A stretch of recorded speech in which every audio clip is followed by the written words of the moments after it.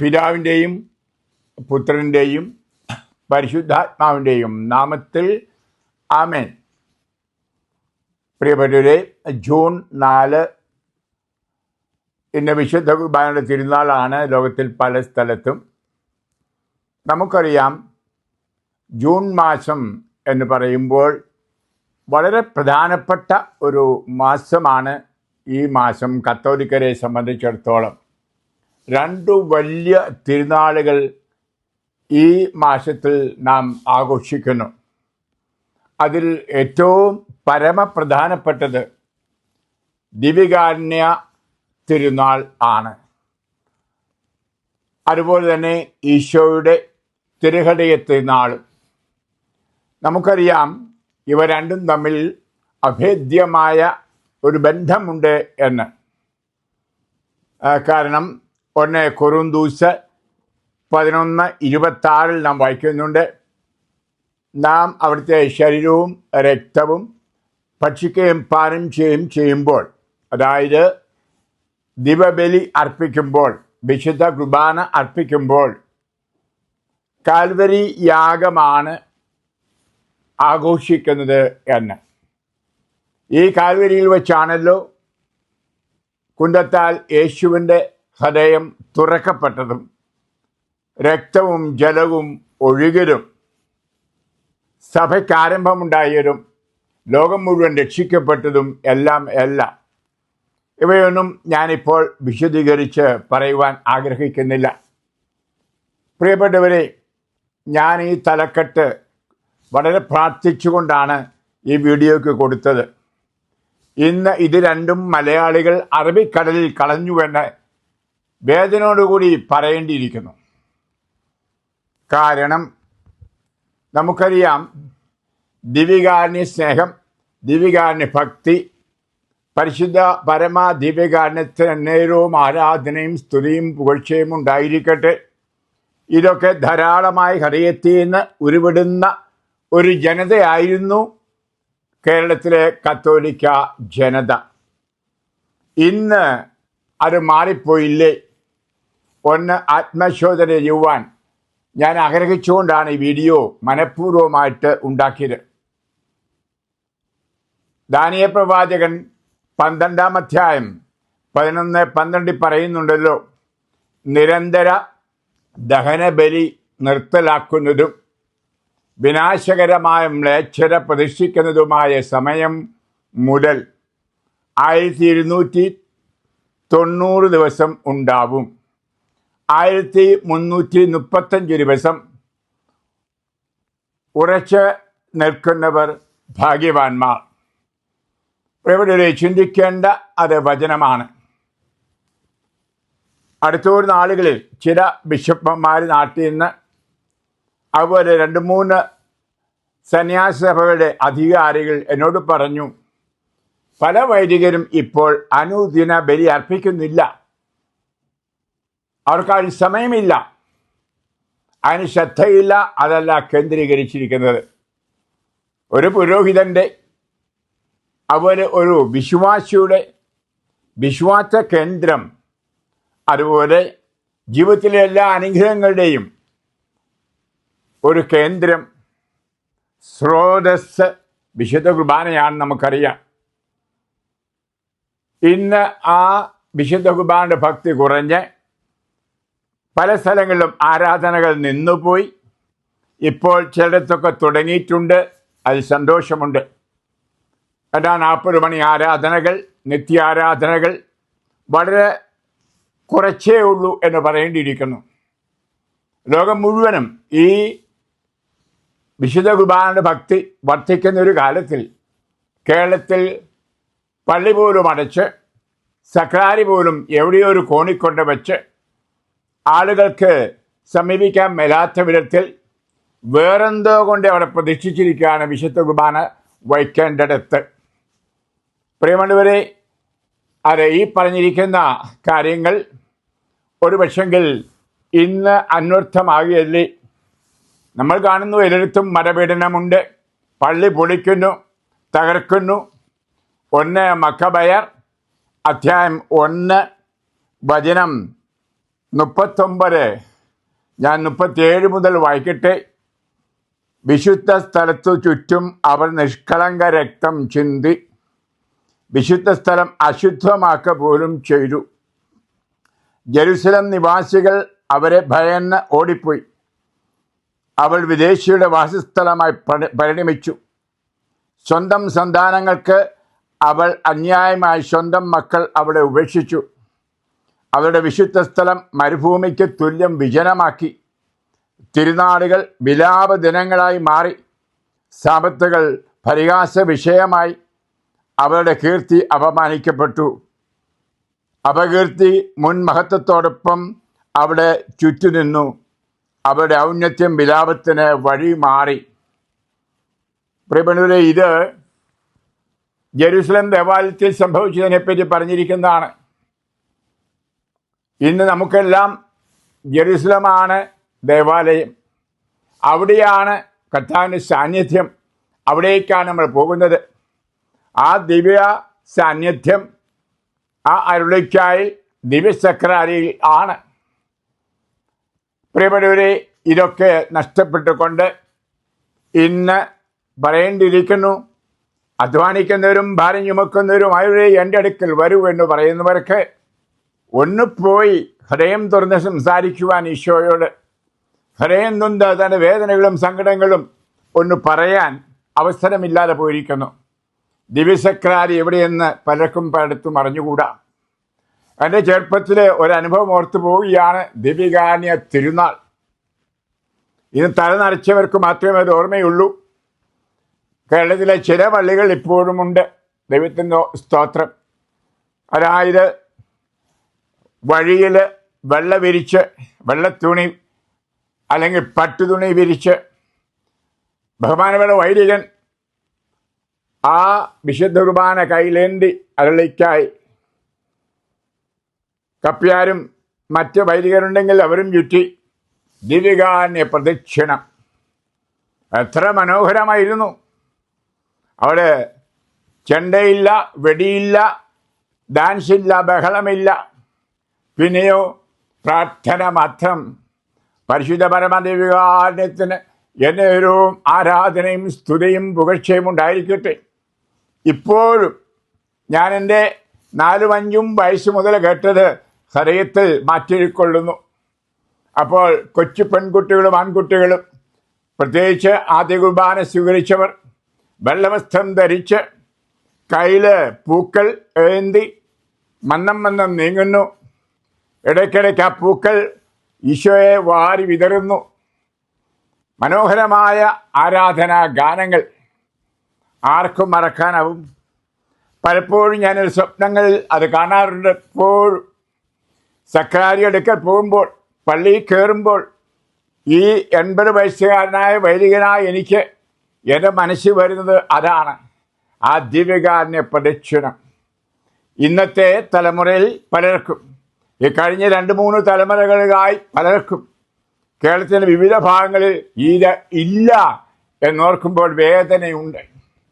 ഈ മക്കൾ ഇത് കണ്ടിട്ട് പോലുമില്ല, കേട്ടിട്ട് പോലുമില്ല. ദിവ്യകാരുണ്യ പ്രദക്ഷിണം. മാതാവിൻ്റെ പ്രദക്ഷിണമുണ്ട്, അന്തോനീസിൻ്റെ ഉണ്ട്, പുണ്യന്മാരുടെ എല്ലാം ഉണ്ട്. പ്രദക്ഷിണങ്ങൾക്ക് എല്ലാ പുണ്യന്മാരുടെയും സ്വരൂപങ്ങളും വഹിച്ച ചെണ്ടയും മേളവും, അതുപോലെ ഞാൻ പലപ്പോഴും പറഞ്ഞ നേർച്ചപ്പെട്ടിയായിട്ട് പോകും.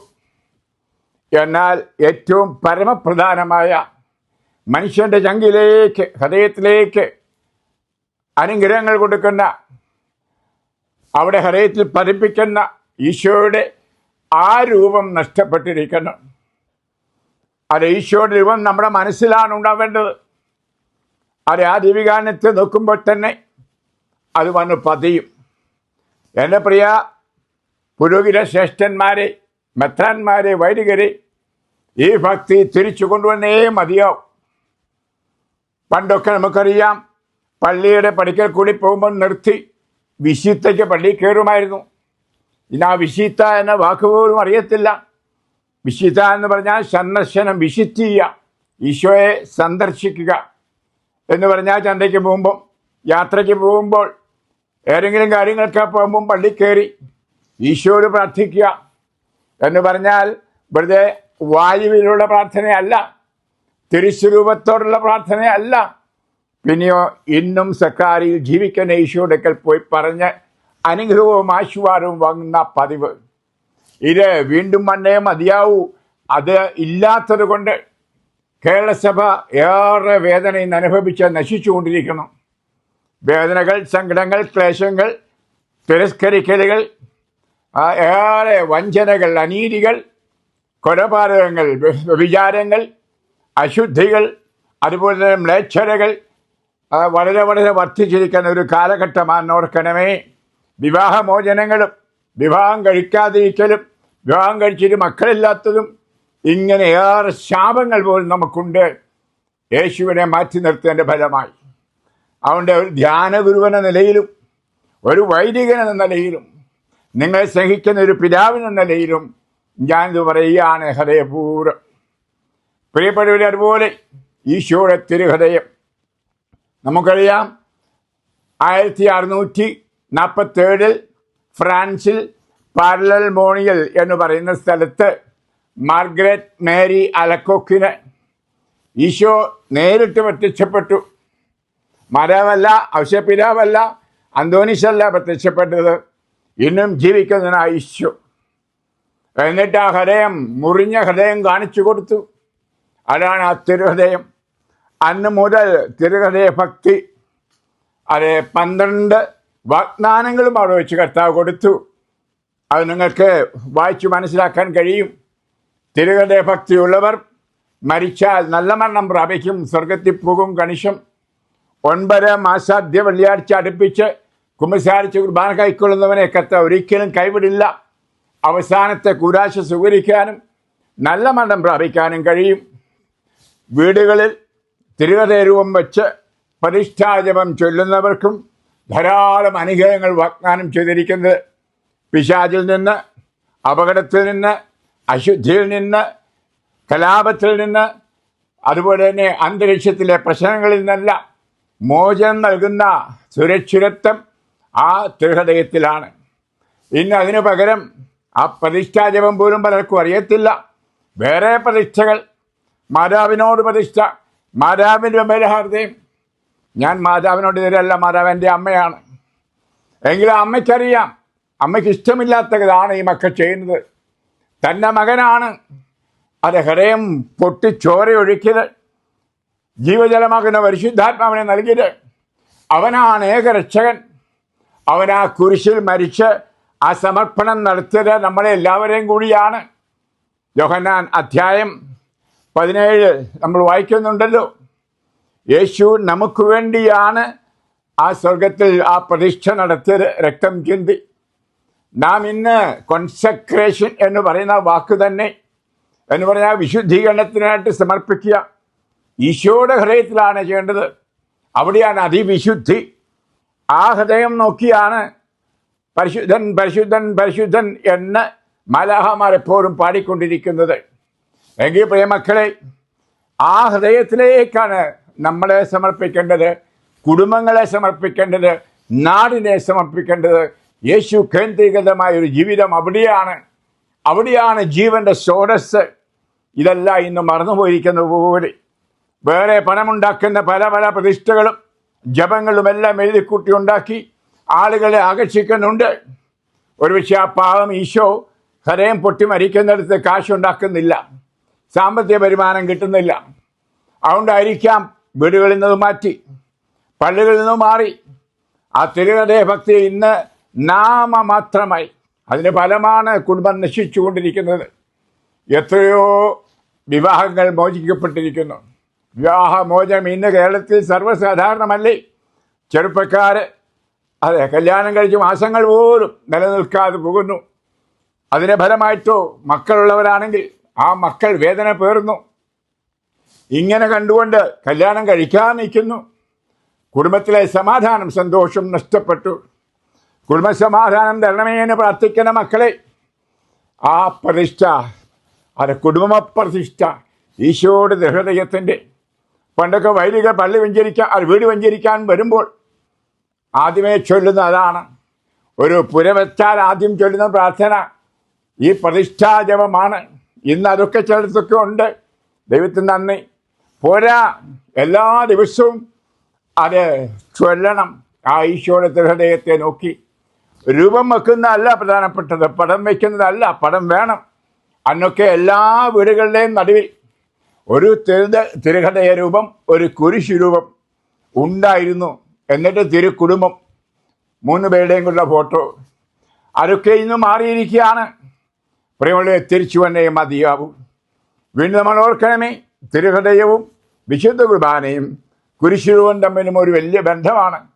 ഈ കുരിശുരൂപവും പാടെ കളഞ്ഞില്ലേ പല സ്ഥലങ്ങളിലും. ഇത് 3 ഒന്നിച്ചു പോകുന്നു. കുരിശുരൂപത്തെ നോക്കുമ്പോൾ നമ്മുടെ മനസ്സിൽ വരുന്നത് കാൽവരി യാഗമാണ്. അതുകൊണ്ട് ഗലാത്യർ 1:3 പറഞ്ഞത്, നിങ്ങളുടെ മുമ്പിൽ ക്രൂശിക്കപ്പെട്ട യേശുവിനെ നിങ്ങൾ എടുത്തു കളയാൻ ആരാ മന്ത്രവാദം ചെയ്തത്, ആഭിചാരം ചെയ്തത് എന്ന്. നമ്മുടെ കേരളസഭ ഇന്നൊരു ആഭിചാരത്തിലാണ്. അങ്ങനെയാണ് ആ കുരിശുവം വലിച്ചെറിഞ്ഞത് എന്ന് ഞാൻ പറയും. കാരണം അതേ നോക്കുമ്പോൾ കാൽവരി യാഗം, വിശുദ്ധ കുർബാന, പരിശുദ്ധ പരമ ദിവ്യകാരുണ്യം.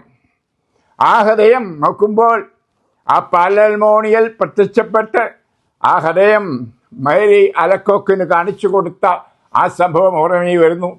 കുടുംബത്തിലേക്ക്, വ്യക്തികളിലേക്ക്, നാട്ടിലേക്ക് അനുഗ്രഹം ഭക്ഷിക്കുന്നത്.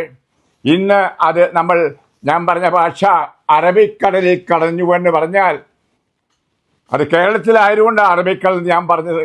കാരണം ഞാൻ ഈ ലോകം മുഴുവൻ ചുറ്റുന്നവനാണ്.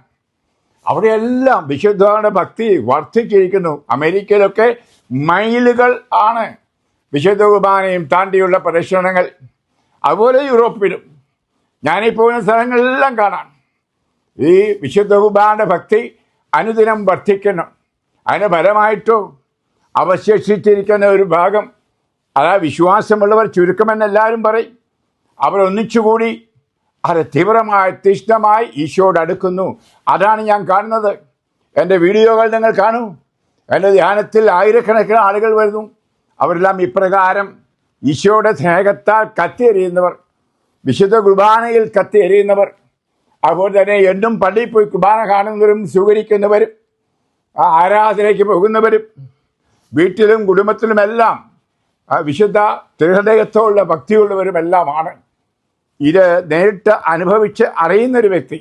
അതിൻ്റെ ഫലം ഇവിടെയെല്ലാം വിജാതിയർ പോലും അഭയാർത്ഥികളായി വന്നിട്ടുള്ളവർ ഏറെ ആളുകൾ യേശുവിലേക്ക് ആകർഷിക്കപ്പെടുന്നു. ഏറെ മാനസാന്തരം.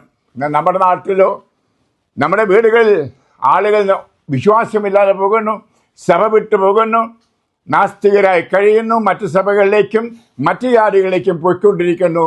സഭ തകർന്ന് തരിപ്പണമായിരിക്കുന്നു. അതുകൊണ്ടാണ് വേദനയോടെ ഇത് പറയുന്നത്.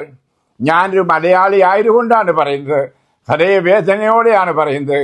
ഇനിയുമെങ്കിലും എൻ്റെ പ്രിയ വൈദികരെ, വരിക ശ്രേഷ്ഠന്മാരെ, ഈ 2 ഭക്തികൾ ഇവിടേക്ക് കൊണ്ടുവരുന്നില്ല എങ്കിൽ ആ പേരിന് പോലും കേരളത്തിൽ ക്രിസ്ത്യാനികൾ ഉണ്ടാവില്ല എന്ന് നേരത്തെ മുൻകൂട്ടി പറയുകയാണ്, പ്രവചിക്കുകയാണ്. ഇപ്പോൾ തന്നെ കുറഞ്ഞു, അറിയാമല്ലോ ഞാൻ പറയാതെ. ഇപ്പോൾ അവർക്ക് സ്ഥാനമില്ല, മാനമില്ല. ആരെല്ലാവരും അവർ തന്നെ തിരഞ്ഞെടുത്ത ഗവൺമെൻറ് പോലും അവരെ വിഗണിക്കുന്നു. അതിന് കാരണം ഇതാണ്. ഇതൊക്കെ മറന്നു പോകരുതേ. ഈ 2 ഭക്തികൾ തിരിച്ചു കൊണ്ടുവരണം. വിശുദ്ധ കുർബാന, ആ വിശുദ്ധ കുർബാന പ്രദക്ഷിണം, ആ സക്രാരി പള്ളിയുടെ നടുവിൽ എന്ന് പറഞ്ഞാൽ മനുഷ്യൻ്റെ ഹൃദയത്തിൻ്റെ നടുവിൽ, നമ്മുടെ ഇടവകയുടെ നടുവിൽ, നമ്മുടെ സമൂഹത്തിൻ്റെ നടുവിൽ യേശുവാണ് ഏകരക്ഷകൻ, യേശുവാണ് ജീവിതത്തിൻ്റെ കേന്ദ്രം. ഇത് പ്രഖ്യാപിക്കണം. പ്രഖ്യാപിച്ചപ്പോരാ, അവിടുന്ന് വേണം അനുഗ്രഹങ്ങൾ വാരി വിതറപ്പെടുവാൻ. അത് കൊണ്ടുവന്നേ മതിയാവും. നമുക്ക് ധാരാളം ഇതുപോലെ ആരാധന കപ്പേളകൾ, നിത്യാരാധന കപ്പേളകൾ ഉണ്ടായേ മതിയാവും. ലോകം മുഴുവൻ അങ്ങനെ ഏറെ കപ്പേളകൾ ഉയർന്നുകൊണ്ടിരിക്കുന്നു. എനിക്കറിയാം, പല സ്ഥലങ്ങളിലും വിശുദ്ധ കുർബാന വഹിച്ചുകൊണ്ട് മൗനമായി പ്രദക്ഷിണം നടത്തുന്നു. ഉദാഹരണം, ഷക്കീന ടെലിവിഷനിലെ സന്തോഷ് പ്രദനെ എനിക്കറിയാം. മിക്കവാറും വിശുദ്ധ കുർബാന എടുത്ത് അച്ഛന്മാരെയും കൂട്ടി കാറുമായിട്ട് കേരളത്തിൻ്റെ വിവിധ സ്ഥലങ്ങളിൽ പോകുന്നു. അതുവരെ പല ഗ്രൂപ്പുകളെ എനിക്കറിയാം. ലോകം മുഴുവൻ ഈ ഡിവോഷൻ, ഈശോയുടെ വിശുദ്ധ കുർബാനയുടെ ഡിവോഷൻ, ഭക്തി വർദ്ധിക്കുന്നു. എന്നാൽ ഔദ്യോഗിക സഭ അതിനെ പ്രോത്സാഹിപ്പിക്കുന്നില്ല, വർദ്ധിപ്പിക്കുന്നില്ല, ശുഷ്കാന്തിയോടെ പരിപാലിക്കുന്നുമില്ല എന്ന് ഏറെ ഹൃദയവേദനയോടെ പറയട്ടെ. നമുക്ക് ഒരു പുതുജീവിതം ആവശ്യമാണ്.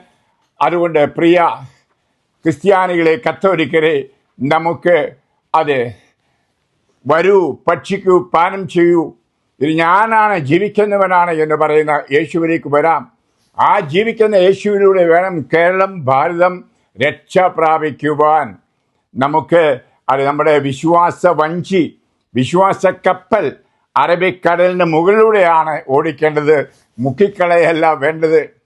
അത് കേരളം മുഴുവനും, ഭാരതം മുഴുവനും ആ വിശ്വാസ വഞ്ചിയിലാവണം, ആ വിശ്വാസ കപ്പലിലാകണം. ഈ രണ്ടു വലിയ വിശ്വാസവും ഭക്തിയും ഈ മാസം ആഘോഷിക്കുന്ന മാത്രം പോരല്ല, ജീവിതം മുഴുവനും ആഘോഷിക്കണം. കർത്താവ് അനുഗ്രഹിക്കട്ടെ. പരിശുദ്ധ പരമ ദിവ്യകാരുണ്യത്തിന് എന്നേരവും ആരാധനയും സ്തുതിയും പുകഴ്ചയും ഉണ്ടായിരിക്കട്ടെ. ആമേൻ. കർത്താവ് കരങ്ങൾ നീട്ടി നിങ്ങളെയും നിങ്ങളുടെ കുടുംബങ്ങളെയും സമൂഹത്തെയും സഭയും ആശീർവദിച്ച് അനുഗ്രഹിക്കട്ടെ. ആമേൻ.